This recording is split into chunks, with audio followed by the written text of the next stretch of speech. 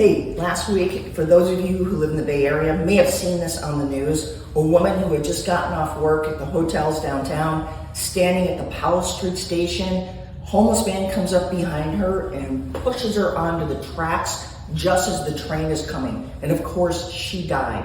And that sent a shiver down my spine because for 21 years, that was my subway station. Like, I've literally been there thousands of times. And my wife used to work for Hyatt for 15 years. And I thought, wow, that could have been either one of us, except it never would be one of us. And I'll tell you why.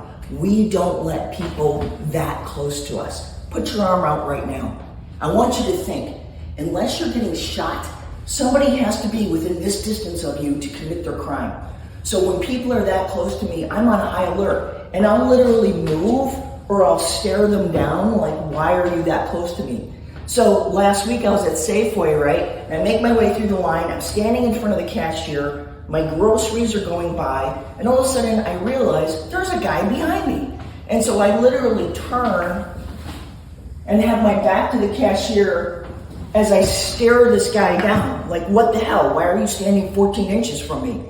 You know, and it turns out the guy didn't even really have a good reason. He turned and he walked back. Who knows what that guy was gonna do? But you'd be surprised at how many people let people get right up on them. And my wife and I witnessed this last summer. We actually stopped a pickpocketing and got the woman's wallet back from the pickpocket on an F-car line downtown. And we watched. I knew these guys were pickpockets, even though they were like a little group of middle-aged men. They were like 3 men, and they would crowd around somebody when there wasn't really any reason. And the amazing thing is that all the people they crowded around, regardless of gender, regardless of age, regardless of race, didn't seem to notice or mind that they had a person standing like right on them when there was no reason. The F-car line was not that crowded.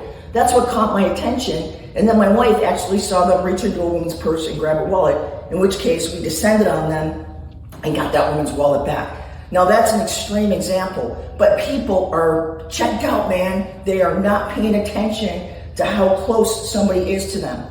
And just another little hot tip, if you do ride the subway or you do ride the train, I always stand at least a body length back, my height, like 6 feet back from that platform in case somebody does try to push me, or maybe somebody just falls and trips and lands on me or something. Like, don't be that close to the train. Stand back. Anything could happen, and it could cost you your life.